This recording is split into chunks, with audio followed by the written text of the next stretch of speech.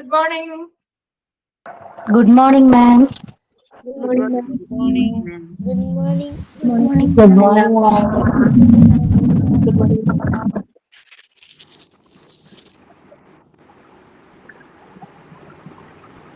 Okay, നമ്മള് കഴിഞ്ഞ ക്ലാസ്സിൽ ബ്ലഡ് ബാങ്ക് എന്ന് പറഞ്ഞ ചാപ്റ്ററിൽ എടുത്തോണ്ടിരിക്കുന്നേ. എവിടെ വരെ എടുത്തു? ട്രാൻസ്ഫ്യൂഷൻ വരെയല്ലേ? ബ്ലഡ് ട്രാൻസ്ഫ്യൂഷൻ അല്ലേ കഴിഞ്ഞ ക്ലാസ്സിൽ പറഞ്ഞു നിർത്തിയത്?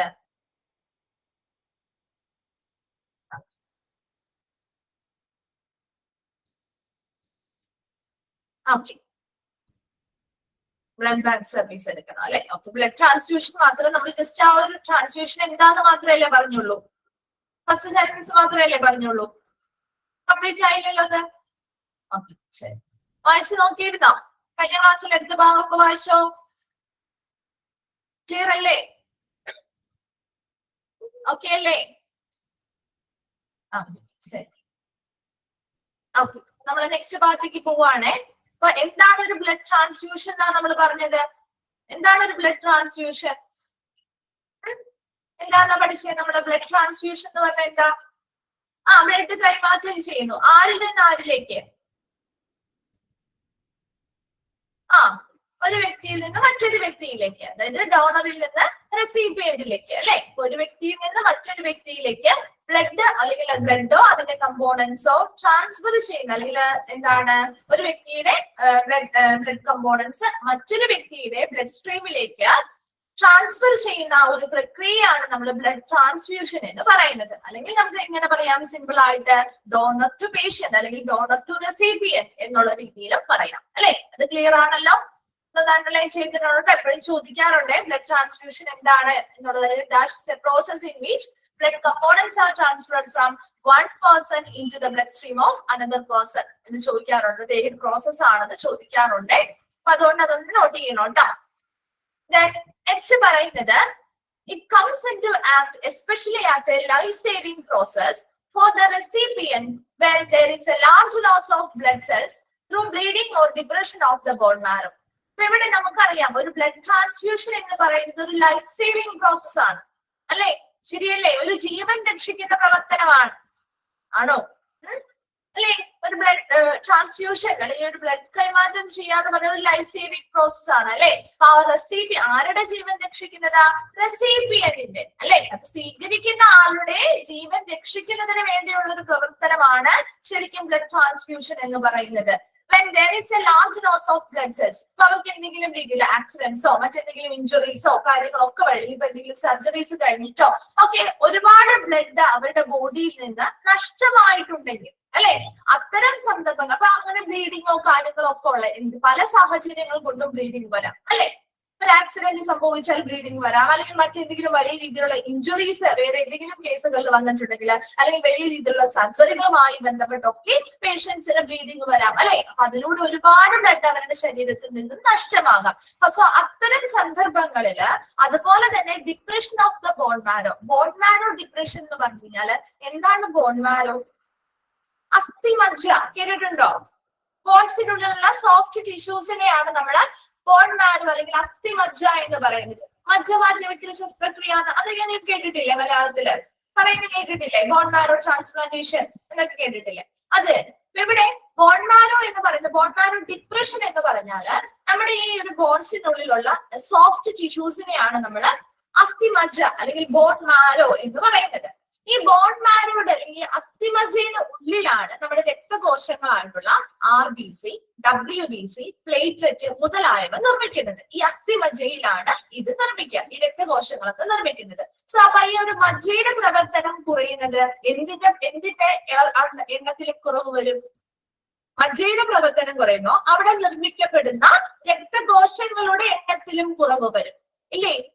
അവിടെ നിർമ്മിക്കപ്പെടുന്ന ബ്ലഡ് സെൽസ് ആയിട്ടുള്ള RBCയുടെ, WBCയുടെ, പ്ലേറ്റ്ലെറ്റുകളുടെ ഒക്കെ എണ്ണത്തിലും കുറവ് വരുന്ന ഒരു അവസ്ഥയാണ് ബോൺ മാരോ ഡിപ്രഷൻ എന്ന് പറയുന്നത്. സോ അത്തരം ഒരു ബോൺ മാരോ ഡിപ്രഷൻ ഉള്ള കണ്ടീഷൻ ഉള്ള പേഷ്യൻസ് ആണെങ്കിലും അവരുടെ ബ്ലഡില് ആവശ്യമായിട്ടുള്ള ബ്ലഡ് സെൽസിന്റെ അഭാവമായിരിക്കാം അല്ലെ? അപ്പൊ അത്തരം കണ്ടീഷനിൽ നമുക്ക് ബ്ലഡ് ട്രാൻസ്ഫ്യൂഷൻ ആവശ്യമായി വരുന്നില്ലേ? ആവശ്യമായ ബ്ലഡ് സെൽസ് ഇല്ലാതെ വരുമ്പോൾ അത്തരം കണ്ടീഷനിൽ നമുക്ക് ബ്ലഡ് ട്രാൻസ്ഫ്യൂഷൻ ആവശ്യമായി വരുന്നുണ്ട് അല്ലെ. ഇപ്പൊ രണ്ട് കേസുകളാണ് പ്രധാനമായിട്ടും ഒരു ലൈഫ് സേവിംഗ് പ്രോസസ് ആയിട്ട് ഇവിടെ പറയുന്നത്. ഒന്നാമത്തേത് ബ്ലീഡിംഗ് വഴി ഏതെങ്കിലും രീതിയിലുള്ള രക്തസ്രാവം വഴി അവരുടെ പേഷ്യൻസിന്റെ ബോഡിയിൽ നിന്ന്, വ്യക്തികളുടെ ബോഡിയിൽ നിന്ന് ഒരുപാട് രക്തം നഷ്ടമാവുന്ന കണ്ടീഷനിൽ ഒരു ലൈഫ് സേവിംഗ് പ്രോസസ് ആയിട്ട് നമുക്ക് ബ്ലഡ് ട്രാൻസ്ഫ്യൂഷനെ കാണാവുന്നതാണ്. അതുപോലെ തന്നെ ബോൺ മാരോ ഡിപ്രഷൻ ഉള്ള കേസസ്, ബോൺ മാരോ ഡിപ്രഷൻ എന്ന് പറഞ്ഞു കഴിഞ്ഞാല് നമ്മുടെ അസ്ഥിമജ്ജയിലെ അസ്ഥിമജ്ജ എന്ന് പറയുന്നത് നമ്മുടെ ബോൺസിനുള്ളിലുള്ള സോഫ്റ്റ് ടിഷ്യൂസിനെയാണ് അസ്ഥിമജ്ജ എന്ന് പറയുന്നത്.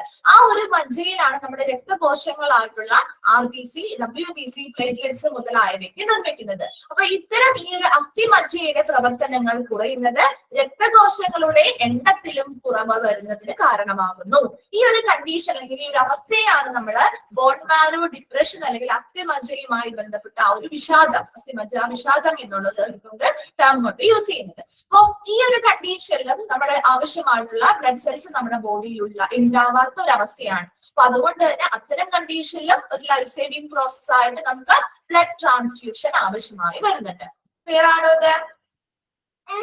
മനസ്സിലായോ? ഓക്കെ അല്ലേ? നെക്സ്റ്റ് വൺ ആണ് ബ്ലഡ് ബാങ്കുമായി ബന്ധപ്പെട്ട സർവീസസ്. അപ്പൊ ഈ ഒരു ബ്ലഡ് ട്രാൻസ്ഫ്യൂഷനുമായി ബന്ധപ്പെട്ട ഏറ്റവും ഇമ്പോർട്ടന്റ് ആയിട്ടുള്ള ഒരു സ്ഥലമാണ് ബ്ലഡ് ബാങ്ക് അല്ലെ. ഇപ്പൊ ബ്ലഡ് ബാങ്കുമായി ബന്ധപ്പെട്ട ട്രാൻസ്ഫ്യൂഷനുമായി ബന്ധപ്പെട്ട കുറച്ച് സർവീസുകൾ, സേവനങ്ങൾ എന്തൊക്കെയാണെന്നാണ് നോക്കുന്നത്. The blood bank services act as the universal point as they collect, test and store all types of blood. ഇല്ലേ, ഒരു ബ്ലഡ് ബാങ്ക് എന്ന് പറയുമ്പോൾ അവിടുത്തെ സേവനങ്ങൾ നമുക്ക് പറയാവുന്ന കാര്യമാണ്. എല്ലാ തരത്തിലുമുള്ള ബ്ലഡുകൾ അല്ലെ, എല്ലാ ടൈപ്പിലുമുള്ള ബ്ലഡുകൾ കളക്ട് ചെയ്യുന്നുണ്ട്, അത് പലതരത്തിലുള്ള പരിശോധനകൾ നടത്തുന്നുണ്ട്, അതവിടെ സ്റ്റോർ ചെയ്തും വെക്കുന്നുണ്ട്. വെക്കുന്നില്ലേ ഒരു ബ്ലഡ് ബാങ്കില്?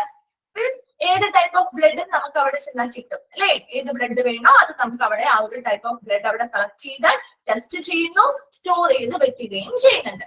Then they watchfully screen test the blood for any signs of infection.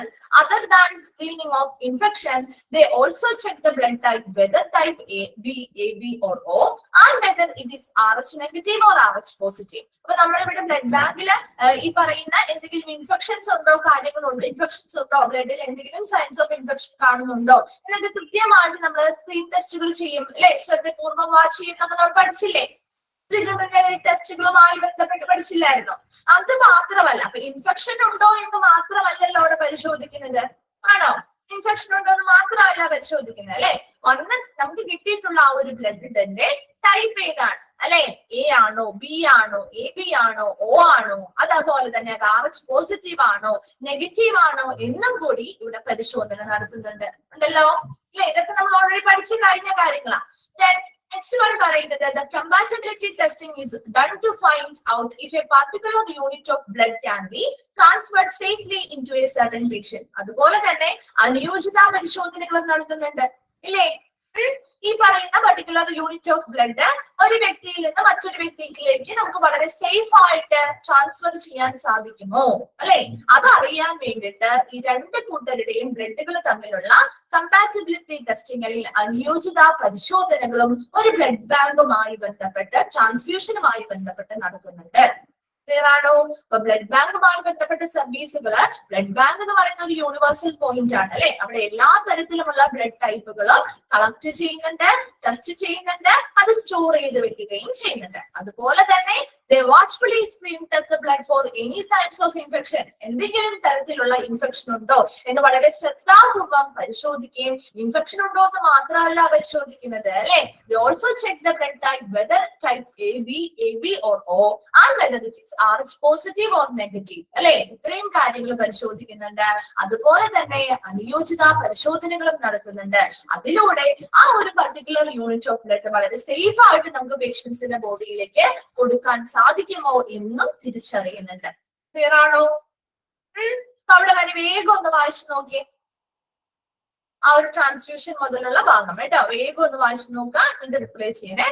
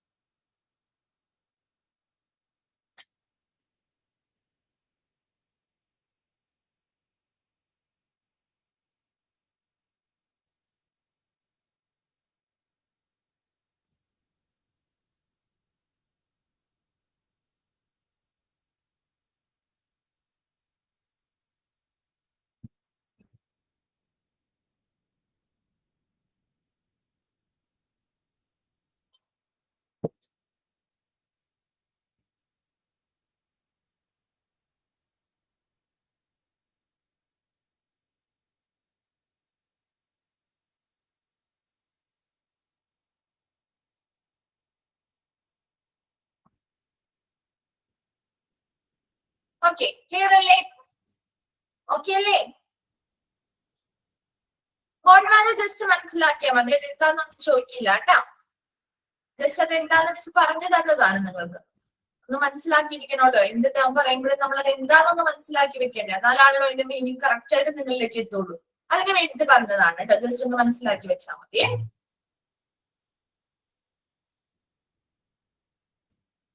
Okay, next ഭാഗത്തേക്ക് പോവാം. കമ്പാറ്റബിലിറ്റി ടെസ്റ്റിംഗ് എന്ന് പറഞ്ഞാൽ അനുയോജ്യത പരിശോധനകള്. നമ്മൾ ഈ കൊടുക്കുന്ന ഡോണറിന്റെയും അതുപോലെ റെസിപ്പിന്റെയും ബ്ലഡുകൾ തമ്മിൽ അനുയോജ്യമാണോ, മാച്ച് ആണോ എന്ന് പരിശോധിക്കില്ലേ, അതിനെയാണ് കമ്പാറ്റബിലിറ്റി ടെസ്റ്റിംഗ് എന്ന് പറയുന്നത്.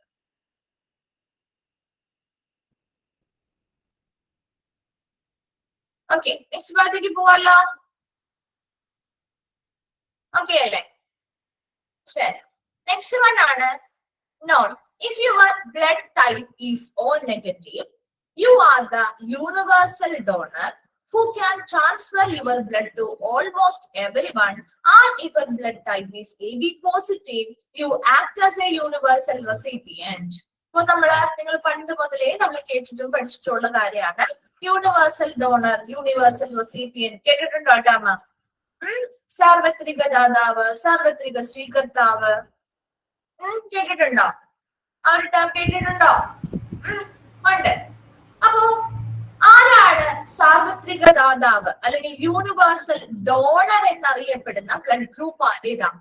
യൂണിവേഴ്സൽ ഡോണർ എന്നറിയപ്പെടുന്ന ബ്ലഡ് ഗ്രൂപ്പ് ഏതാ? ഓ ആണ്. അവിടെ പോസിറ്റീവോ നെഗറ്റീവോ എന്ന് നമ്മൾ നോക്കേണ്ട കാര്യമുണ്ടോ? ഉണ്ടോ? ഇല്ല. ഗ്രൂപ്പ് അല്ലേ മിസ് ചോദിച്ചത്? അല്ലെ, ഗ്രൂപ്പാണ് ചോദിച്ചത്. അത് ക്വസ്റ്റ്യൻ ശ്രദ്ധിക്കണം കേട്ടോ. അപ്പൊ ഗ്രൂപ്പാണ് ചോദിച്ചത്. യൂണിവേഴ്സൽ ഡോണർ എന്നറിയപ്പെടുന്ന ബ്ലഡ് ഗ്രൂപ്പ് ഏതാണ് എന്ന് ചോദിച്ചാൽ നമ്മൾ അവിടെ ഓ ആണ് എന്ന് മാത്രം എഴുതിയാൽ മതി. മനസ്സിലാവുന്നോ? ഇനി അതേ ക്വസ്റ്റ്യൻ തന്നെ ഒന്നുകൂടി ചോദിക്കുകയാണ്. Which blood type is known as universal donor? ഏത് ബ്ലഡ് ടൈപ്പിനെയാണ് നമ്മൾ യൂണിവേഴ്സൽ ഡോണർ എന്നറിയപ്പെടുന്നത്? ഏത് ബ്ലഡ് ടൈപ്പിനെയാണ്? ഓ പോസിറ്റീവ് ആണോ നെഗറ്റീവ് ആണോ? ഓ നെഗറ്റീവ് ആണ് കേട്ടോ. അത് വ്യത്യാസം മനസ്സിലാക്കണേ. ബ്ലഡ് ഗ്രൂപ്പ് എന്ന് പറയുമ്പോൾ 4 എണ്ണമാണ്. ഏതൊക്കെയാ?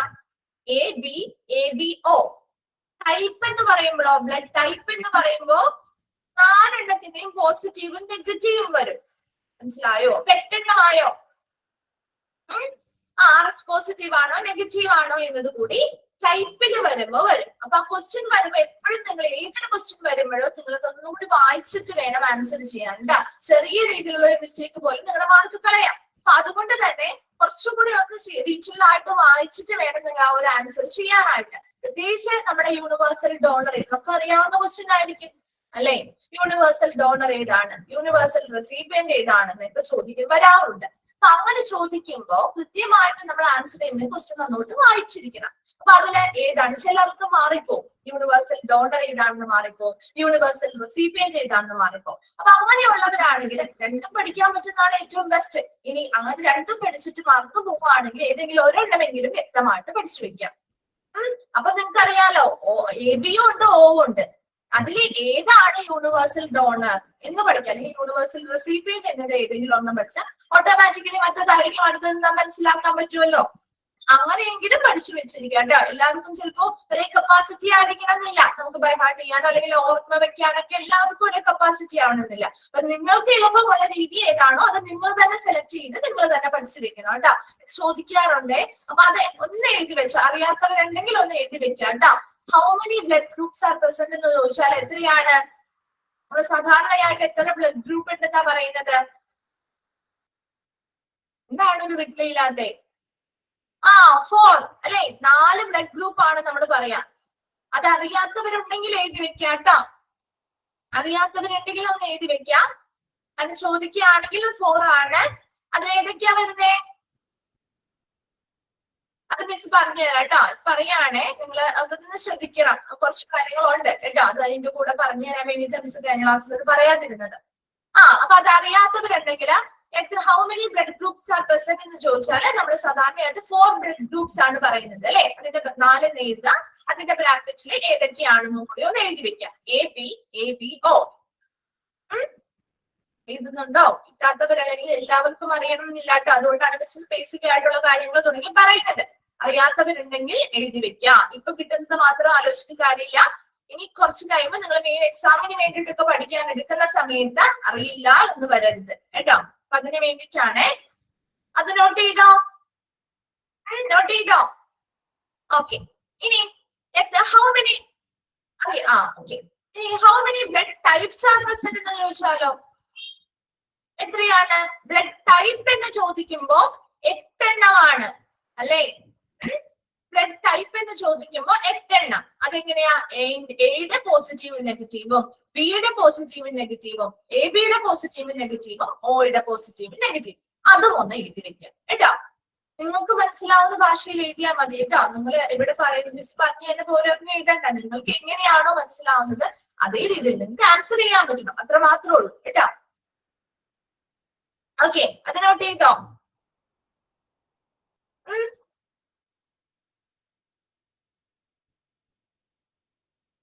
ഓക്കെ. ഇനി നെക്സ്റ്റ് ചോദിക്കാവുന്ന ഒരു ക്വസ്റ്റ്യൻ ആണ്. Which blood group is considered as a universal donor? Which blood group, ഏത് ബ്ലഡ് ഗ്രൂപ്പ് ആണ് യൂണിവേഴ്സൽ ഡോണർ എന്നറിയപ്പെടുന്ന ബ്ലഡ് ഗ്രൂപ്പ്? ഏതാണ്? ഓയും ഉണ്ട്, എബിയും ഉണ്ട്. ഏതാ വേണ്ടേ? ഒന്ന് സെലക്ട് ചെയ്ത് പറ.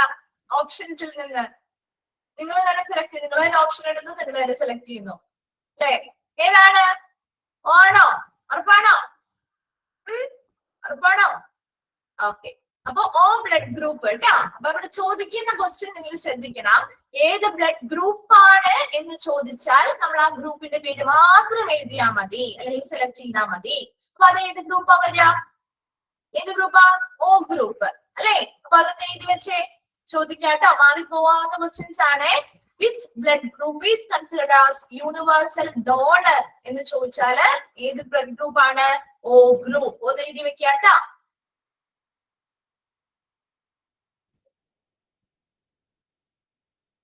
യൂണിവേഴ്സൽ ഡോണർ എന്നറിയപ്പെടുന്ന ബ്ലഡ് ഗ്രൂപ്പ് ഓ ഗ്രൂപ്പ്. എഴുതിയോ? ഇനി അതേപോലെ തന്നെ നെക്സ്റ്റ് ഒരു ക്വസ്റ്റ്യൻ ചോദിക്കാം. Which blood type is known as universal donor?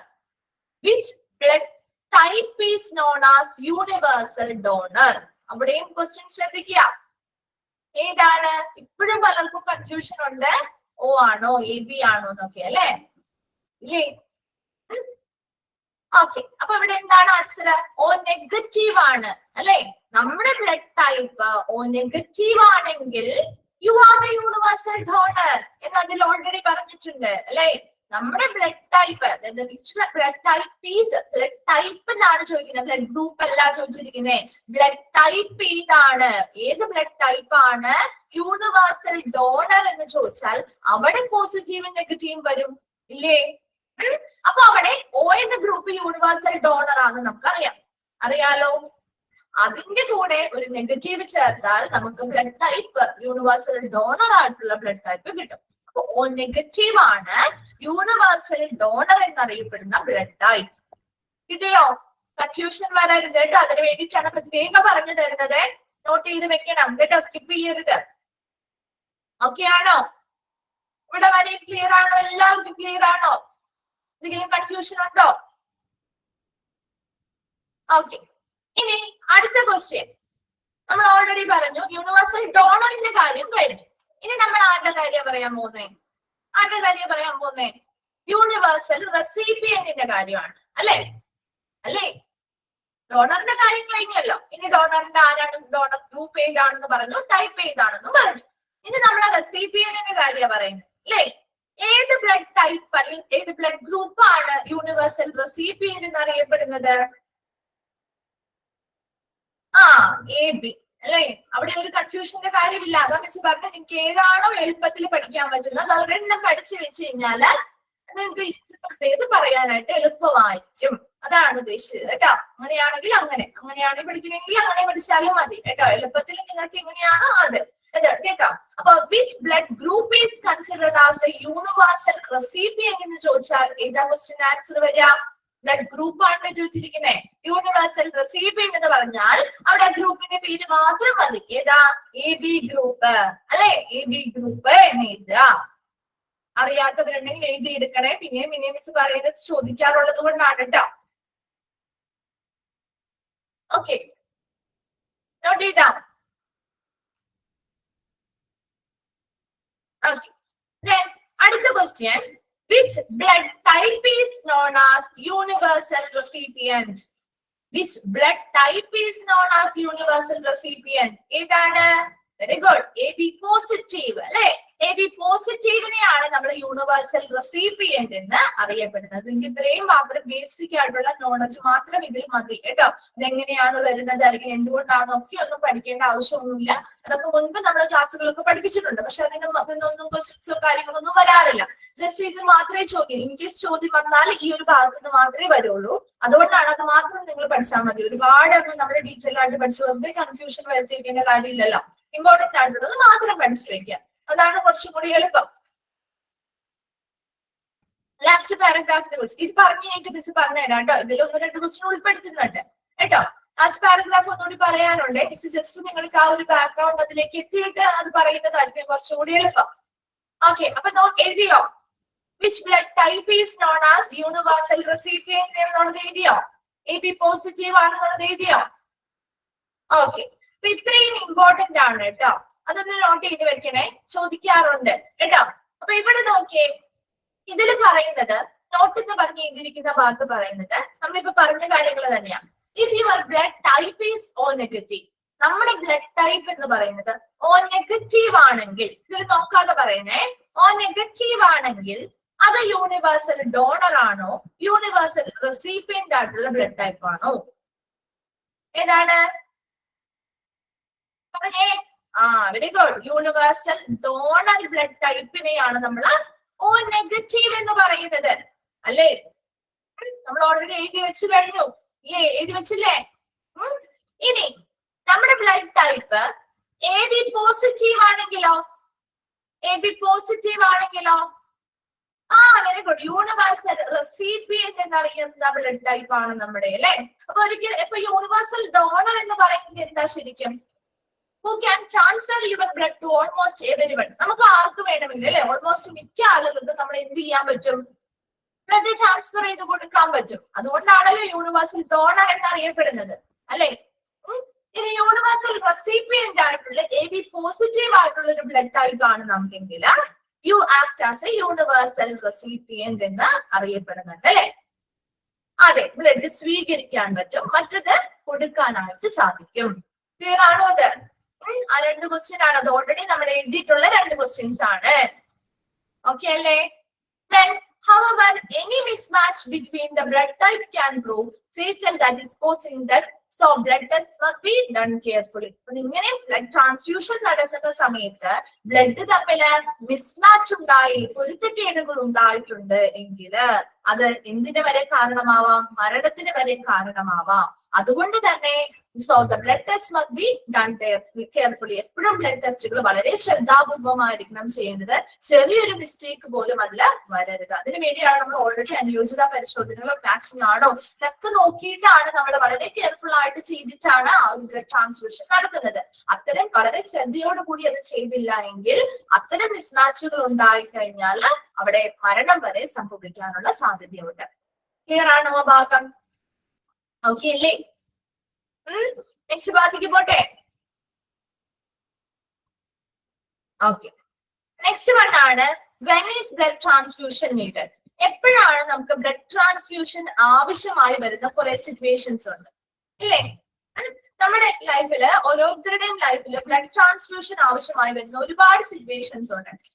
പല പെട്ടെന്നുള്ള സിറ്റുവേഷൻസ് ആയിരിക്കും അല്ലെ? നമുക്ക് ഓൾറെഡി ഒന്നും ഡിഫൈൻ ചെയ്യാനായിട്ട് നേരത്തെ നമുക്ക് പ്രവചിച്ചു വെക്കാനായിട്ടൊന്നും പറ്റില്ല അല്ലെ? പെട്ടെന്ന് പല സിറ്റുവേഷൻസിനനുസരിച്ച് ബ്ലഡ് ആവശ്യമായിട്ട് വരാറുണ്ട്.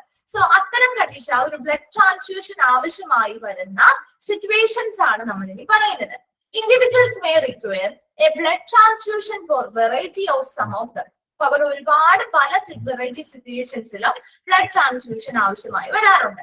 അതിൽ കുറച്ച് സിറ്റുവേഷൻസ് ആണ് കേട്ടോ, എല്ലാം ഒന്നും പറഞ്ഞിട്ടില്ല. കുറച്ച് ഇമ്പോർട്ടന്റ് ആയിട്ടുള്ള സിറ്റുവേഷൻസ് അല്ലെങ്കിൽ സാഹചര്യങ്ങൾ, ബ്ലഡ് ട്രാൻസ്ഫ്യൂഷൻ ആവശ്യമായി വരുന്ന സാഹചര്യങ്ങളാണ് പറയുന്നത്. ഫസ്റ്റ് വൺ ആണ് to substitute for the loss blood after a serious or surgery. ഇപ്പൊ നമുക്കറിയാം ഒരു സീരിയസ് ആയിട്ടുള്ള ഒരു ഇഞ്ചുറി, ഇപ്പൊ എന്തെങ്കിലും ആക്സിഡന്റ്സോ കാര്യങ്ങളോ വഴി ഒരു വലിയ ഗുരുതരമായിട്ടുള്ള ഒരു പരിക്ക് പറ്റി, അതുവഴി ഒരുപാട് ബ്ലഡ് നമുക്ക് നഷ്ടമാവും, ശരിയല്ലേ? ബ്ലീഡിംഗ് ഉണ്ടാവാം. സർജറിയുമായി ബന്ധപ്പെട്ട് വളരെ മേജർ ആയിട്ടുള്ള സർജറിയുമായി ബന്ധപ്പെട്ട് ഒരുപാട് ബ്ലഡ് നമുക്ക് നഷ്ടമാവില്ലേ? അത്തരം സന്ദർഭങ്ങളിൽ ആ ഒരു പേഷ്യൻസിന്റെ ജീവൻ നിലനിർത്താനും അവരുടെ ബോഡിയിൽ മതിയായ ബ്ലഡ് മെയിൻറ്റെയിൻ ചെയ്യാനും അല്ലെങ്കിൽ അതിന് പകരമായിട്ട് നമുക്ക് ആ ഒരു ബ്ലഡ് അവരുടെ ബോഡിയിൽ സബ്സ്റ്റിറ്റ്യൂട്ട് ചെയ്ത് കൊടുക്കാനും വേണ്ടിയിട്ട് ഏത് പ്രോസസ്സിലൂടെയാണ് നമുക്ക് സാധിക്കുക? ബ്ലഡ് ട്രാൻസ്ഫ്യൂഷനിലൂടെയാണ്, അല്ലെ? ബ്ലഡ് ട്രാൻസ്ഫ്യൂഷനിലൂടെയാണ് അവർക്ക് ആ നഷ്ടമായിട്ടുള്ള ബ്ലഡ് നമുക്ക് അവരുടെ ശരീരത്തിലേക്ക് തിരികെ എത്തിക്കാനായിട്ട് സാധിക്കുക, ശരിയല്ലേ? അത് ബ്ലഡ് ഇല്ലാതെ നമുക്ക് ബ്ലഡുമായി ബന്ധപ്പെട്ട് നമ്മൾ പറഞ്ഞിരുന്നു, ഓൾറെഡി പറഞ്ഞൊരു ലൈഫ് സേവിങ് പ്രോസസ് ആണ്, അല്ലെ? ഇത്തരം സീരിയസ് ആയിട്ടുള്ള ആക്സിഡന്റ്സോ ഇഞ്ചുറീസോ കഴിഞ്ഞ ഒരുപാട് ബ്ലഡ് നഷ്ടമായിട്ടുണ്ടെങ്കിൽ, അല്ലെങ്കിൽ ശസ്ത്രക്രിയയുമായി ബന്ധപ്പെട്ട് ഒരുപാട് ബ്ലഡ് നഷ്ടമായിട്ടുണ്ട്, ഇപ്പൊ ബ്ലീഡിങ്ങോ കാര്യങ്ങളോ ഒക്കെ വന്ന് ബ്ലഡ് നഷ്ടമായിട്ടുണ്ടെങ്കിൽ അത്തരം സിറ്റുവേഷൻസിൽ അതിന് പകരമായിട്ട് അല്ലെങ്കിൽ ആ ഒരു ബ്ലഡ് ലോസായി പോയ ബ്ലഡിന് പകരമായിട്ട് റീപ്ലേസ് ചെയ്യണമെങ്കിൽ, അവരുടെ ബോഡിയിലേക്ക് ബ്ലഡ് എത്തിക്കണമെങ്കിൽ അവിടെ ബ്ലഡ് ട്രാൻസ്ഫ്യൂഷൻ വഴിയാണ് ഇത് സാധിക്കുന്നത്. ക്ലിയർ ആണോ? ഫസ്റ്റ് പോയിന്റ് മനസ്സിലായില്ലേ? ആ ഒരു സിറ്റുവേഷനിൽ ബ്ലഡ് ട്രാൻസ്ഫ്യൂഷൻ ആവശ്യമായി വരുന്നുണ്ട്. രണ്ടാമത്തത് ഡൈജസ്റ്റീവ് ട്രാക്ട് ബ്ലീഡിംഗ്. എന്താണ് ഡൈജസ്റ്റീവ് ട്രാക്ട് എന്ന് പറയാൻ? നമ്മുടെ ദഹന നാളവുമായിട്ട്, അല്ലെ? ഡൈജസ്റ്റീവ് ട്രാക്റ്റും, അതെ, ദഹന പ്രക്രിയയുമായി ബന്ധപ്പെട്ട് നമ്മുടെ ഡൈജസ്റ്റീവ് ട്രാക്റ്റുമായി ബന്ധപ്പെട്ടൊക്കെ ഉണ്ടാവുന്ന പ്രശ്നങ്ങൾ. അപ്പൊ അതുമായി ബന്ധപ്പെട്ട് എന്തെങ്കിലുമൊക്കെ ഇന്റേണൽ ആയിട്ടുള്ള ബ്ലീഡിങ്ങോ കാര്യങ്ങളോ ഒക്കെ ഉണ്ടായിട്ടുണ്ടെങ്കിൽ ആ ഒരു കണ്ടീഷൻസിൽ, അപ്പൊ ഇന്റേണൽ ബ്ലീഡിങ്ങോ കാര്യങ്ങളോ ഒക്കെ ആയിരിക്കും, അപ്പൊ ഡൈജസ്റ്റീവ് ട്രാക്റ്റുമായി ബന്ധപ്പെട്ട പ്രശ്നങ്ങളോ കാര്യങ്ങളോ ഒക്കെ ഉണ്ടായിട്ടുണ്ടെങ്കിൽ അതുമായി ബന്ധപ്പെട്ടും നമുക്ക് ബ്ലഡ് ട്രാൻസ്ഫ്യൂഷൻ ആവശ്യമായി വന്നേക്കാം. തേർഡ് വൺ ആണ് ലുക്കീമിയ. എന്താണ് ലുക്കീമിയ? ബ്ലഡ് ക്യാൻസർ, അല്ലെ? അതുമായി ബന്ധപ്പെട്ട് ബ്ലഡ് ക്യാൻസറുമായി ബന്ധപ്പെട്ട് ബ്ലഡ് ട്രാൻസ്ഫ്യൂഷൻ ആവശ്യമായി വരാറുണ്ട്, ശരിയല്ലേ? അതുപോലെ lack of healthy red blood cells. എന്താണ്? നല്ല ആരോഗ്യമുള്ള ഹെൽത്തി ആയിട്ടുള്ള റെഡ് ബ്ലഡ് സെൽസിന്റെ അഭാവമുള്ള സാഹചര്യങ്ങളിൽ, അത്തരം സെൽസ് നമുക്കറിയാം അനീമിക് കണ്ടീഷൻ പോലെയുള്ള കണ്ടീഷൻസിലേക്ക് നയിച്ചേക്കാം, അല്ലെ? സോ അത്തരം കണ്ടീഷനുകളിൽ അവരുടെ ബോഡിയിൽ ഹെൽത്തി ആയിട്ടുള്ള RBC അല്ലെങ്കിൽ റെഡ് ബ്ലഡ് സെൽസ് ഇല്ല, അതിന്റെ അഭാവമാണുള്ളത് എങ്കിൽ അത്തരം റെഡ് ബ്ലഡ് സെൽസിന്റെ ആ ഒരു പ്രസൻസ് അല്ലെങ്കിൽ ആ ഒരു അഭാവത്തെ മറികടക്കണം അല്ലെങ്കിൽ നീക്കം ചെയ്യണമെങ്കിൽ നമ്മൾ അതിന് പകരം എന്ത് കൊടുക്കണം? ട്രാൻസ്ഫ്യൂഷൻ നടത്തേണ്ടതായിട്ട് വരും. അടുത്തതാണ് radiation therapy, chemotherapy or other cancer treatment.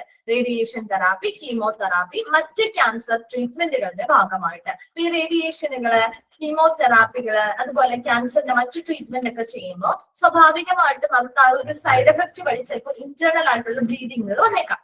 അതല്ല എങ്കിൽ അവരുടെ ബോഡിയിലെ RBCയുടെ കൗണ്ട് കൂട്ടുന്നതിന്, WBCയുടെ കൗണ്ട് കുറഞ്ഞതിന് വെച്ചും അവർക്ക് ഇൻഫെക്ഷൻ വരാനുള്ള ചാൻസ് കൂടുതലാണ്, അല്ലെ? അപ്പൊ ഇൻഫെക്ഷനെ ഫൈറ്റ് ചെയ്യുന്ന സെല്ലാണല്ലോ. അപ്പൊ അത്തരം കേസുകളിൽ അവരുടെ WBCയുടെ കൗണ്ട് കൂട്ടാൻ, RBCയുടെ ഒക്കെ ബോഡിയിലെ കൗണ്ട് കൂട്ടാൻ വേണ്ടിയിട്ട് ഈ പറയുന്ന റേഡിയേഷനോ കീമോതെറാപ്പിയോ അല്ലെങ്കിൽ മറ്റ് ക്യാൻസർ ട്രീറ്റ്മെന്റ് ഒക്കെ ചെയ്യുന്ന പേഷ്യൻസിന് ബ്ലഡ് ട്രാൻസ്ഫ്യൂഷൻ ആവശ്യമായി വരാറുണ്ട്. അതുപോലെ തന്നെ ലിവർ പ്രോബ്ലംസ്, നമ്മുടെ കരളുമായി ബന്ധപ്പെട്ട പ്രശ്നങ്ങൾ, ഇപ്പൊ ഫാറ്റി ലിവർ ഡിസീസുകളോ അല്ലെങ്കിൽ ലിവർ സിറോസിസോ അല്ലെങ്കിൽ ജോണ്ടിസോ അങ്ങനെ എന്തെങ്കിലുമൊക്കെ രോഗങ്ങളുമായി ബന്ധപ്പെട്ട് വരുന്ന കരൾ രോഗവുമായി ബന്ധപ്പെട്ട പ്രശ്നങ്ങൾ അനുഭവിക്കുന്ന ആളുകൾക്ക് ബ്ലഡ് ട്രാൻസ്ഫ്യൂഷൻ ആവശ്യമായി വരാറുണ്ട്.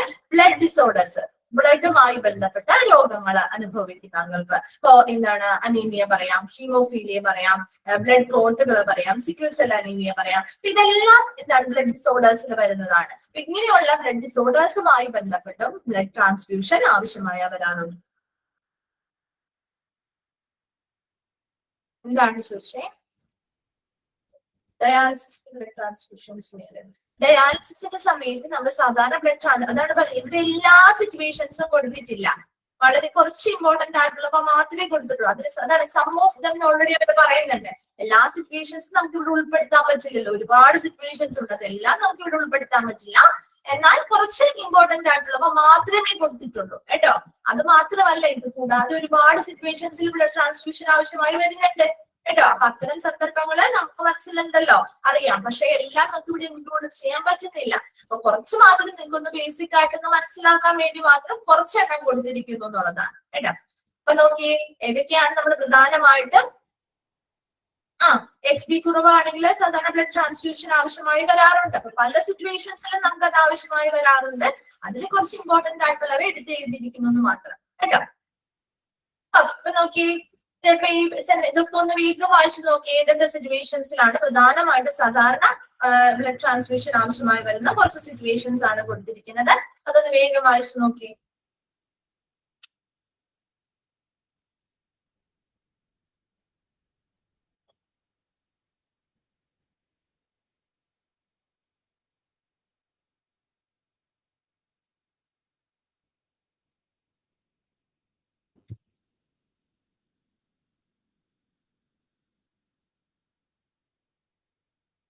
ബ്ലഡ് ഡിസോർഡേഴ്സോ? ബ്ലഡ് ഡിസോർഡേഴ്സിൽ നമുക്ക് അനീമിയ പറയാം, ഹീമോഫീലിയ പറയാം, ബ്ലഡ് ക്ലോട്ടുകൾ പറയാം, സിക്കിൾ സെൽ അനീമിയ, അരിവാൾ രോഗം എന്നൊക്കെ പറയാറുണ്ട്. അങ്ങനെയല്ല ഏത് വേണമെങ്കിലും നമുക്ക് അതിൽ ഉൾപ്പെടുത്താം കേട്ടോ.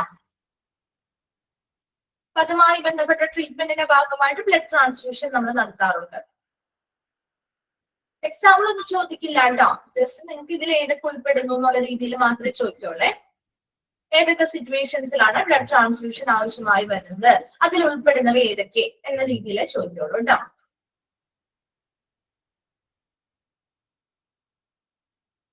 വായിച്ചു കഴിഞ്ഞോ? ക്ലിയർ ആണോ? ഓക്കെ.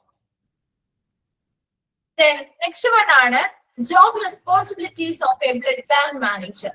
ഒരു ബ്ലഡ് ബാങ്ക് മാനേജറുടെ ജോബ് റെസ്പോൺസിബിലിറ്റി അല്ലെങ്കിൽ അവരുടെ ജോലിയുമായി ബന്ധപ്പെട്ട ഉത്തരവാദിത്തങ്ങൾ എന്തൊക്കെയാണെന്നാണ് പറയുന്നത്. നോക്കാം കേട്ടോ, കുറച്ച് പോയിന്റ്സ് ഉണ്ട്.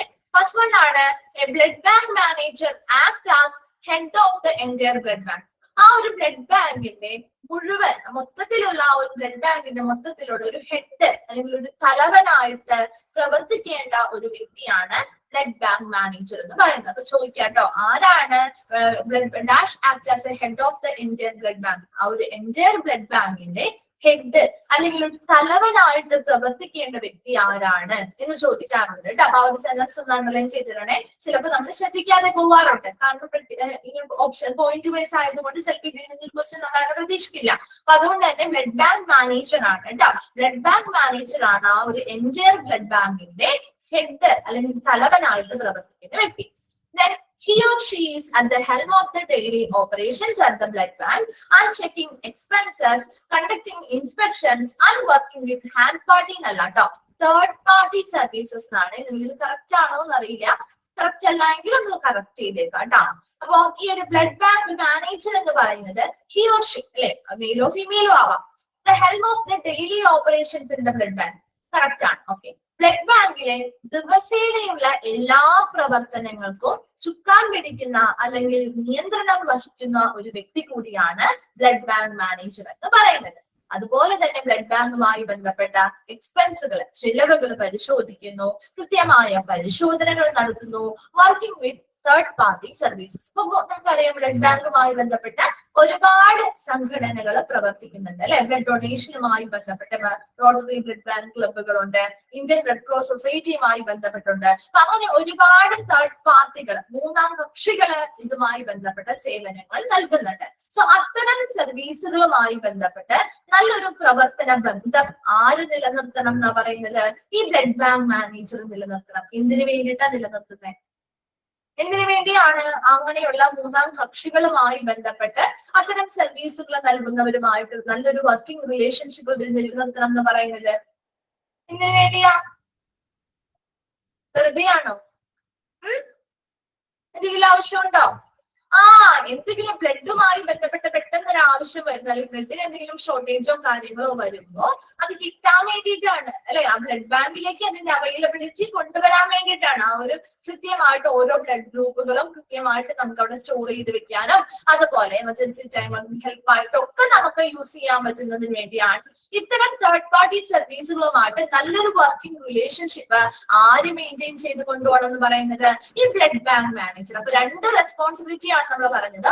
ഒന്നാമത് പറഞ്ഞത് ആ ഒരു ബ്ലഡ് ബാങ്കിനെ മുഴുവനായിട്ട്, ബ്ലഡ് ബാങ്കിന്റെ ഒരു മുഴുവൻ ആയിട്ടുള്ള ഒരു തലവൻ അല്ലെങ്കിൽ ഒരു ഹെഡ് ആയിട്ട് പ്രവർത്തിക്കേണ്ട വ്യക്തിയാണ് ബ്ലഡ് ബാങ്ക് മാനേജർ എന്ന് പറയുന്നത്. രണ്ടാമത് പറഞ്ഞ പോയിന്റിൽ എന്താ പറഞ്ഞത്?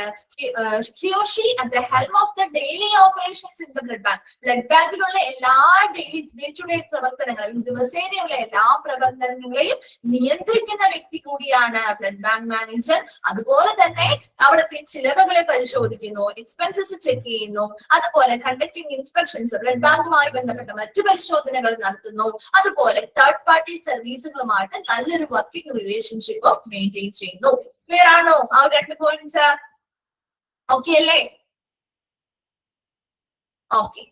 Next point, accountable four selecting, training and guiding task of personal. എന്ന് വെച്ചാൽ ഇവിടെ ഉദ്ദേശിക്കുന്നത് എന്താ?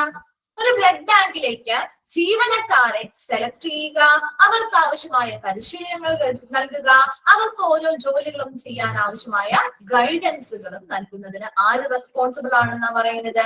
ഒരു ബ്ലഡ് ബാങ്ക് മാനേജർ റെസ്പോൺസിബിൾ ആയിരിക്കും. പേഴ്സണൽസ് പറഞ്ഞ ജീവനക്കാരെയാണ് ഉദ്ദേശിക്കുന്നത്. അതിന്റെ സ്പെല്ലിംഗിൽ വ്യത്യാസമുണ്ട്.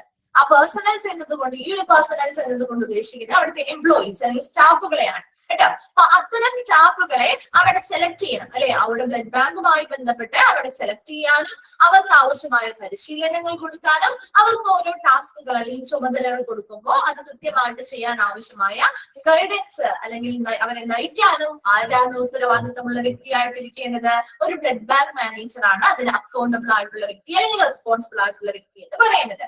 അതുപോലെ തന്നെ he or she supervises and leads newly hired staff on the work they do and implement different rules and regulations of the company. അതുപോലെ തന്നെ he or she supervises and newly hired staff, പുതിയതായിട്ട് നിയമിതരായിട്ടുള്ള ജീവനക്കാരുണ്ട്. പുതിയതായിട്ട് already ഒരു സ്ഥാപനത്തിലേക്ക് പുതിയതായിട്ട് വരുന്ന സ്റ്റാഫുകൾ എന്ന് പറയുമ്പോൾ അവർക്ക് അവിടുത്തെ പ്രവർത്തനങ്ങളെ കുറിച്ചും എന്ത് വർക്കുകൾ ചെയ്യണം എന്നതിനെ കുറിച്ചൊക്കെ ഒരുപാട് കൺഫ്യൂഷൻസ് ഉണ്ടാവും ഇല്ലേ?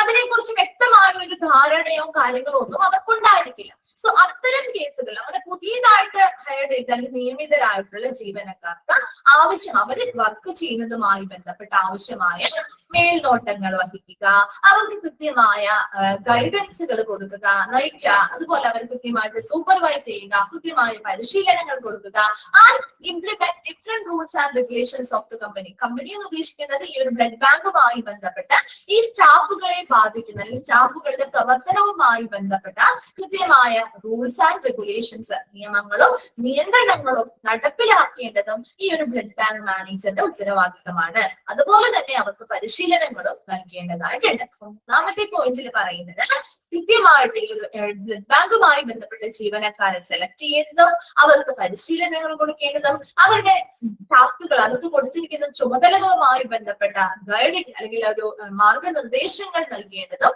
ആരുടെ റെസ്പോൺസിബിലിറ്റിയാണ്? ഒരു ബ്ലഡ് ബാങ്ക് മാനേജറുടെ റെസ്പോൺസിബിലിറ്റിയാണ്. അതുപോലെ തന്നെ he or she supervises and leads newly hired staff, പുതിയതായിട്ട് നിയമിതരായിട്ടുള്ള ജീവനക്കാര് അവർ ചെയ്യുന്ന വർക്കുമായി ബന്ധപ്പെട്ട ആവശ്യമായ മാർഗനിർദ്ദേശങ്ങൾ കൊടുക്കുകയും അവരെ കൃത്യമായിട്ട് മേൽനോട്ടം വഹിക്കുകയും ചെയ്യണം. അതുപോലെ തന്നെ ജീവനക്കാരുമായി ബന്ധപ്പെട്ട അവരുടെ പ്രവർത്തനങ്ങളുമായി ബന്ധപ്പെട്ട റൂൾസ് ആൻഡ് റെഗുലേഷൻസ്, നിയമങ്ങളും നിയന്ത്രണങ്ങളും കൃത്യമായിട്ട് ഇംപ്ലിമെന്റ് ചെയ്യേണ്ടത് അല്ലെങ്കിൽ അവിടെ നടപ്പിലാക്കേണ്ടതും ഈ ഒരു ബ്ലഡ് ബാങ്ക് മാനേജറുടെ ഉത്തരവാദിത്തമാണ്. അതുപോലെ അവർക്ക് ആവശ്യമായ പരിശീലനങ്ങളും ഉടനീളം നൽകുകയും വേണം. ക്ലിയർ ആണോ? തേർഡ് പോയിന്റ് ഒക്കെ ആണോ? ഓക്കെ.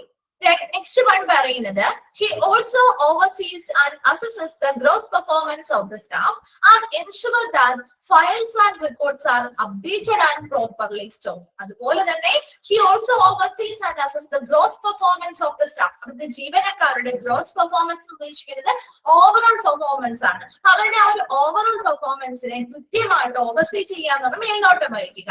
കൃത്യമായിട്ട് മേൽനോട്ടം വഹിക്കുകയും ശരിയായ രീതിയിൽ വിലയിരുത്തൽ നടത്തുകയും അതുപോലെ തന്നെ ensure that the files and records are updated and properly stored. Blood ബാങ്കുമായി ബന്ധപ്പെട്ടുള്ള എല്ലാ ഫയലുകളും റെക്കോർഡുകളും വളരെ അപ് ടു ഡേറ്റ് ആയിട്ട് സൂക്ഷിക്കുന്നുണ്ടോ, ശരിയായ രീതിയിൽ അത് സ്റ്റോർ ചെയ്ത് വെക്കുന്നുണ്ടോ എന്ന് ഉറപ്പുവരുത്തുകയും ചെയ്യണം. എന്തൊക്കെയാണ്? രണ്ട് പോയിന്റ് ആണ് അവിടെ പറഞ്ഞത്. he also oversees and assesses the gross performance of the staff. അപ്പൊ അവിടെ ജീവനക്കാരെ നിയമിക്കുന്നുണ്ട്, അവർക്ക് ആവശ്യമായ പരിശീലനങ്ങൾ കൊടുക്കുന്നുണ്ട്, അവർക്ക് ആവശ്യമായ മാർഗനിർദ്ദേശങ്ങൾ നൽകുന്നുണ്ട് അല്ലെ? അത് മാത്രമല്ല അവിടുത്തെ എല്ലാ സ്റ്റാഫുകളുടെയും ഓവറോൾ പെർഫോമൻസ് അല്ലെങ്കിൽ അവരുടെ മൊത്തത്തിലുള്ള ആ ഒരു ഗ്രോസ് പെർഫോമൻസ് എങ്ങനെയുണ്ട് എന്ന് വിലയിരുത്തുകയും അല്ലെങ്കിൽ അവരുടെ മേൽനോട്ടം വഹിക്കുകയും അത് കൃത്യമായിട്ട് വിലയിരുത്തൽ നടത്തുകയും ചെയ്യുക. അതുപോലെ തന്നെ ആ ഒരു എന്താണ് ബ്ലഡ് ബാങ്ക് എന്ന് പറയുന്ന ആ ഒരു ഡിപ്പാർട്ട്മെന്റുമായി ബന്ധപ്പെട്ട എല്ലാ ഫയലുകളും റെക്കോർഡുകളും അപ് ടു ഡേറ്റ് ആയിട്ട് സൂക്ഷിക്കുന്നുണ്ടോ, അതുപോലെ അത് ശരിയായ ഇടങ്ങളിൽ സ്റ്റോർ ചെയ്ത് പ്രോപ്പർ ആയിട്ട് സ്റ്റോർ ചെയ്ത് വെക്കുന്നുണ്ടോ എന്ന് ഉറപ്പുവരുത്തുകയും ചെയ്യേണ്ടത് ഒരു ബ്ലഡ് ബാങ്ക് മാനേജറുടെ റെസ്പോൺസിബിലിറ്റിയിൽ വരുന്ന കാര്യമാണ്. ക്ലിയർ ആണോ? മനസ്സിലായോ? Okay. Next one, apart from the management of blood bank staff എന്നാണ് കേട്ടോ അവിടെ. ബ്ലഡ് ബാങ്ക് എന്നാണ് കറക്റ്റ് അല്ലെങ്കിൽ ഒന്ന് തിരുത്തിയേക്കാം കേട്ടോ. blood bank staff, apart from the management of blood bank staff, the blood bank manager is also responsible for the developing central program such as blood donation method. ഇപ്പൊ blood ബാങ്കിന്റെ സ്റ്റാഫുകളുടെ management മാത്രമല്ല ഒരു blood bank manager responsibility എന്ന് പറയുന്നത്. സ്റ്റാഫുകളെ അവരെ ആവശ്യമായ നിർദ്ദേശങ്ങൾ കൊടുക്കണം, പരിശീലനങ്ങൾ കൊടുക്കണം, അവരെ മേൽനോട്ടം വഹിക്കണം, അതുപോലെ അവരുടെ പെർഫോമൻസ് എങ്ങനെയാണെന്ന് വിലയിരുത്തണം. അതുണ്ട്. അതുകൂടാതെ apart from the management of the blood bank staff, the blood bank manager is also responsible for developing center program. അതായത് ആ ബ്ലഡ് ബാങ്കുമായി ബന്ധപ്പെട്ടുള്ള പ്രത്യേക ദിവസങ്ങളുമായി ബന്ധപ്പെട്ട് നിങ്ങൾ കണ്ടുവേണം ബ്ലഡ് ഡൊണേഷൻ മന്തുകള്, ബ്ലഡ് ഡൊണേഷൻ ഡേ ഒക്കെ സെലിബ്രേറ്റ് ചെയ്യുന്നത് കണ്ടിട്ടില്ലേ? ഇപ്പൊ ഓരോ ഡിപ്പാർട്ട്മെന്റും അതിന്റെ ആ ഒരു ഡിപ്പാർട്ട്മെന്റുമായി ബന്ധപ്പെട്ട പ്രത്യേകമായിട്ടുള്ള ദിവസങ്ങളൊക്കെ സെലിബ്രേറ്റ് ചെയ്യാറുണ്ട് ഇല്ലേ? അത് അവയർനെസ് കൊടുക്കുന്നതിന് വേണ്ടിയിട്ടാവാം, അല്ലെങ്കിൽ ബ്ലഡ് ഡൊണേഷനുമായി ബന്ധപ്പെട്ട ആളുകളുടെ പാർട്ടിസിപ്പേഷൻ കൂട്ടുന്നതിന് വേണ്ടിയിട്ടാവാം. അങ്ങനെയുള്ള പലതരത്തിലുള്ള പ്രോഗ്രാമുകൾ കണ്ടക്ട് ചെയ്യാറുണ്ട്. ബ്ലഡ് ഡൊണേഷൻ മന്തുകൾ എന്താണ് കണ്ടക്ട് ചെയ്യാറുണ്ട്, ആ ഒരു മാസം സെലിബ്രേറ്റ് ചെയ്യാറുണ്ട്. അതുപോലെ തന്നെ ബ്ലഡ് ഡൊണേഷൻ ഡേയുമായി ബന്ധപ്പെട്ട സെലിബ്രേഷൻസ് നടത്താറുണ്ട്. അപ്പൊ അത്തരം സെലിബ്രേഷൻസ് അങ്ങനെയുള്ള ആ ഒരു സെന്ററുമായി ബന്ധപ്പെട്ട, അതായത് ആ ഒരു ബ്ലഡ് ബാങ്ക് എന്ന് പറയുന്ന ആ ഒരു ഡിപ്പാർട്ട്മെന്റുമായി ബന്ധപ്പെട്ട പലതരത്തിലുള്ള പ്രോഗ്രാമുകള് വികസിപ്പിക്കാനും അതവിടെ നടപ്പിലാക്കാനുമുള്ള ഉത്തരവാദിത്തമാക്കേണ്ട ഒരു ബ്ലഡ് ബാങ്ക് മാനേജറിനുണ്ടായിരിക്കും. സച്ചസ് ബ്ലഡ് ഡൊണേഷൻ മന്തുകൾ പോലെയുള്ള, ജനുവരിയാണ് സാധാരണ ബ്ലഡ് ഡൊണേഷൻ മന്ത് എന്ന് പറയുന്നത്. ബ്ലഡ് ഡൊണേഷൻ ഡേ ഏതാ? ജൂൺ 14th ആണ് കേട്ടോ ബ്ലഡ് ഡൊണേഷൻ ഡേ എന്ന് അറിയപ്പെടുന്നത്. അപ്പൊ അതൊന്നും ആവശ്യമില്ല, മിസ് പറഞ്ഞത് മാത്രമല്ലേ. അപ്പൊ ബ്ലഡ് ഡൊണേഷൻ മന്ത് അല്ലെങ്കിൽ ബ്ലഡ് ഡൊണേഷൻ ഡേ അങ്ങനെയുള്ള പ്രത്യേകമായിട്ടുള്ള ബ്ലഡ് ബാങ്കുമായി ബന്ധപ്പെട്ട് വരുന്ന ഇമ്പോർട്ടന്റ് ആയിട്ടുള്ള ഡേയ്സ് അല്ലെങ്കിൽ മന്തുകളൊക്കെ സെലിബ്രേറ്റ് ചെയ്യാം. അപ്പൊ അതിനു വേണ്ടിയിട്ടുള്ള സെന്റർ പ്രോഗ്രാമുകൾ ഡെവലപ്പ് ചെയ്യാനും അതവിടെ നടപ്പിലാക്കാനുമുള്ള ഉത്തരവാദിത്വം കൂടി ഒരു ബ്ലഡ് ബാങ്ക് മാനേജറിന് ഉണ്ടായിരിക്കും. അപ്പൊ അവരുടെ റെസ്പോൺസിബിലിറ്റീസ് ഒന്നുകൂടി പറയാം, വേഗം ഒന്ന് ശ്രദ്ധിക്കാം, വേഗം ഒന്ന് പറഞ്ഞു പോവാണ്. ഫസ്റ്റ് നമ്മൾ പറഞ്ഞത് ഒരു ബ്ലഡ് ബാങ്കിന്റെ ഒരു എൻറ്റയർ ബ്ലഡ് ബാങ്കിന്റെ ഹെഡായിട്ട് പ്രവർത്തിക്കേണ്ട വ്യക്തിയാണ് ബ്ലഡ് ബാങ്ക് മാനേജർ. രണ്ടാമത് പറഞ്ഞത് ആ ഒരു ബ്ലഡ് ബാങ്കുമായി ബന്ധപ്പെട്ട ദിവസേനയുള്ള എല്ലാ പ്രവർത്തനങ്ങളും ചുക്കാൻ പിടിക്കുന്ന അല്ലെങ്കിൽ നിയന്ത്രണം വഹിക്കുന്ന വ്യക്തിയായിരിക്കണം ബ്ലഡ് ബാങ്ക് മാനേജർ. അതുപോലെ ആ ബ്ലഡ് ബാങ്കിലെ ചിലവുകൾ കൃത്യമായിട്ട് പരിശോധിക്കുന്നു, ബ്ലഡ് ബാങ്കുമായി ബന്ധപ്പെട്ട മറ്റു പരിശോധനകൾ നടത്തുന്നു, അതുപോലെ തേർഡ് പാർട്ടി സർവീസുകളുമായിട്ട് നല്ലൊരു വർക്കിംഗ് റിലേഷൻഷിപ്പും മെയിൻറ്റെയിൻ ചെയ്യേണ്ടത് ഒരു ബ്ലഡ് ബാങ്ക് മാനേജറുടെ ഉത്തരവാദിത്തമാണ്. അതുപോലെ തന്നെ അവിടുത്തെ ജീവനക്കാരെ സെലക്ട് ചെയ്യുന്നു, അവർക്ക് പരിശീലനങ്ങൾ കൊടുക്കുന്നു, അവർക്ക് ജോലി ചെയ്യാൻ ആവശ്യമായ മാർഗനിർദ്ദേശങ്ങൾ കൊടുക്കുന്നു. പുതിയതായിട്ട് നിയമിതരായിട്ടുള്ള സ്റ്റാഫുകൾ ഉണ്ടെങ്കിൽ അവർക്ക് ആവശ്യമായ നിർദ്ദേശങ്ങളും പരിശീലനങ്ങളും ഒക്കെ കൊടുത്ത് അവരെ മേൽനോട്ടം വഹിക്കുന്നു. അതുപോലെ ജീവനക്കാരുമായി ബന്ധപ്പെട്ട് അവരുടെ പ്രവർത്തനവുമായി ബന്ധപ്പെട്ട റൂൾസ് ആൻഡ് റെഗുലേഷൻസ് അവിടെ നടപ്പിലാക്കുന്നു. അതിനു വേണ്ടിയിട്ടുള്ള അതുപോലെ അവർക്ക് മറ്റാവശ്യമായിട്ടുള്ള എല്ലാ തരത്തിലുമുള്ള തുടർ പരിശീലനങ്ങളും നൽകാനും ഉത്തരവാദിത്തപ്പെട്ട ഒരു വ്യക്തിയാണ് ബ്ലഡ് ബാങ്ക് മാനേജർ എന്ന് പറയുന്നത്. നെക്സ്റ്റ് നമ്മൾ പറഞ്ഞത് അവിടുത്തെ സ്റ്റാഫുകളുടെ ഗ്രോസ് പെർഫോമൻസ് അല്ലെങ്കിൽ ഓവറോൾ ആയിട്ടുള്ള പെർഫോമൻസിനെ വിലയിരുത്തുകയും മേൽനോട്ടം വഹിക്കുകയും ചെയ്യുന്നുണ്ട്.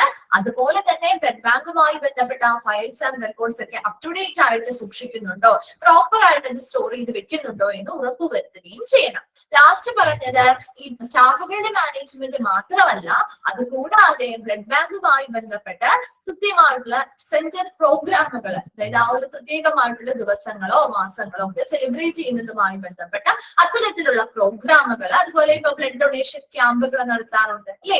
അങ്ങനെയുള്ള പലതരത്തിലുള്ള പ്രോഗ്രാമുകൾ ഡെവലപ്പ് ചെയ്യാനും അതവിടെ നടപ്പിലാക്കാനുമുള്ള റെസ്പോൺസിബിലിറ്റി ഒരു ബ്ലഡ് ബാങ്ക് മാനേജറുടെ ആയിരിക്കും. വേഗം ഒന്ന് വായിച്ചു നോക്കിയ റെസ്പോൺസിബിലിറ്റീസ്.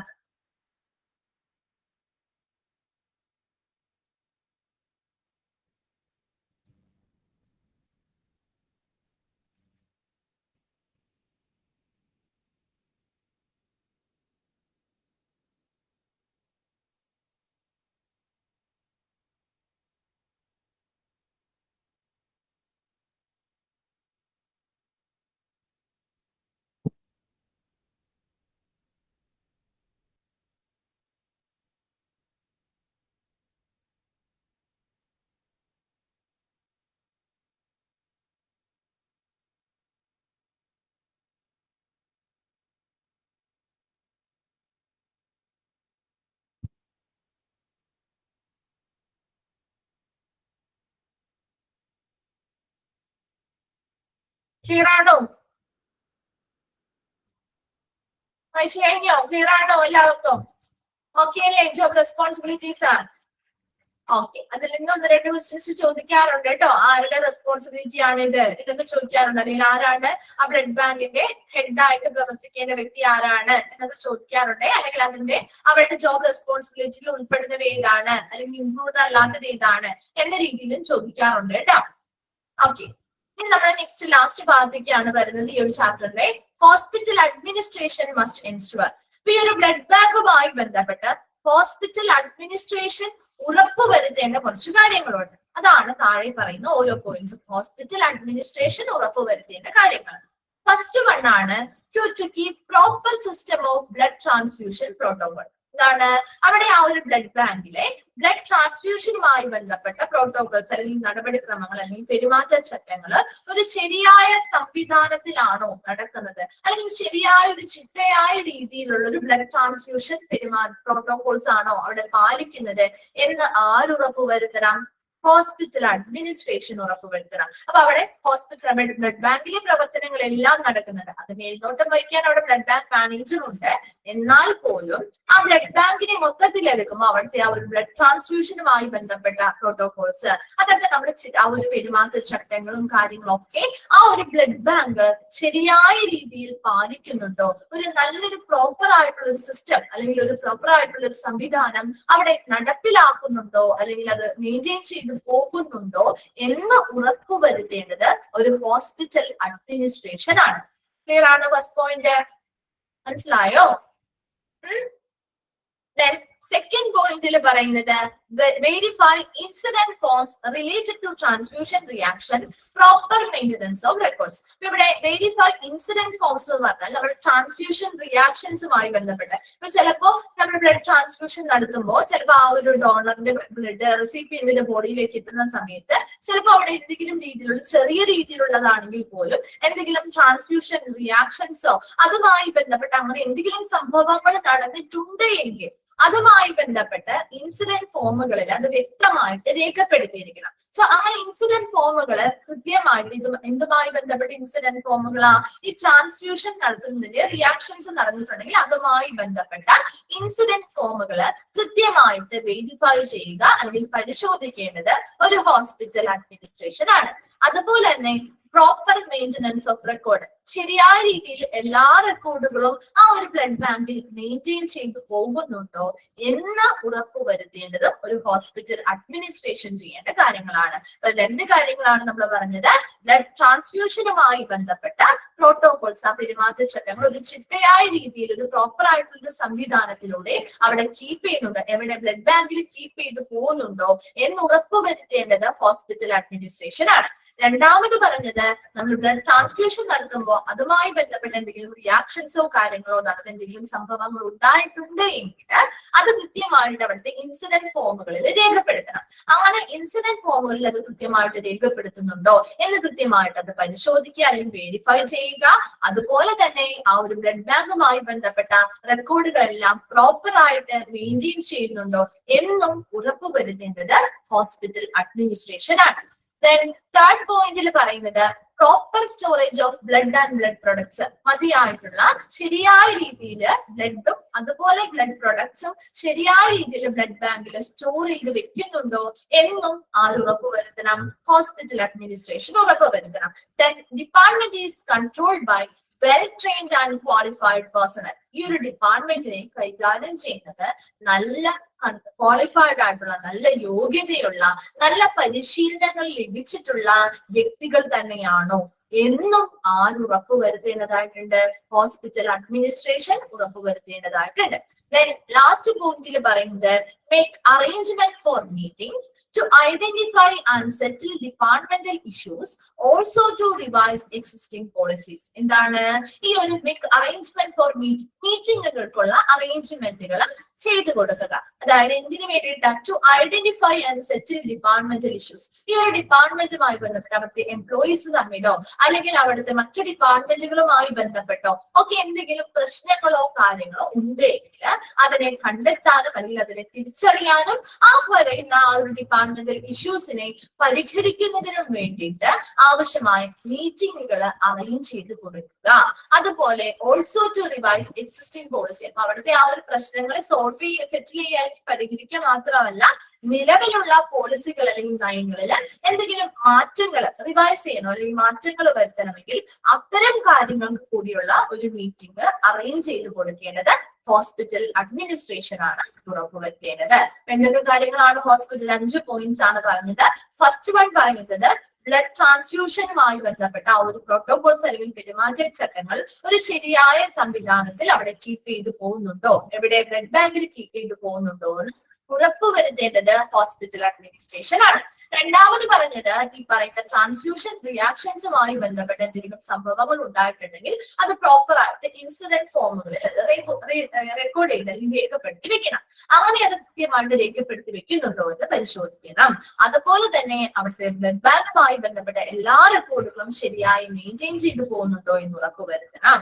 അതുപോലെ ബ്ലഡ് ബാങ്കില് ബ്ലഡും അതിൽ ബ്ലഡ് പ്രൊഡക്റ്റുകളും ശരിയായ രീതിയിൽ സ്റ്റോർ ചെയ്ത് വെക്കുന്നുണ്ടോ എന്ന് ഹോസ്പിറ്റൽ അഡ്മിനിസ്ട്രേഷൻ ഉറപ്പുവരുത്തേണ്ടതായിട്ടുണ്ട്. അതുപോലെ ആ ഒരു ഡിപ്പാർട്ട്മെന്റിനെ നിയന്ത്രിക്കുന്നത് നല്ല പരിശീലനം ലഭിച്ചിട്ടുള്ള നല്ല യോഗ്യതയുള്ള ജീവനക്കാർ തന്നെയാണോ എന്നും ഒരു ഹോസ്പിറ്റൽ അഡ്മിനിസ്ട്രേഷൻ ഉറപ്പുവരുത്തേണ്ട കാര്യമാണ്.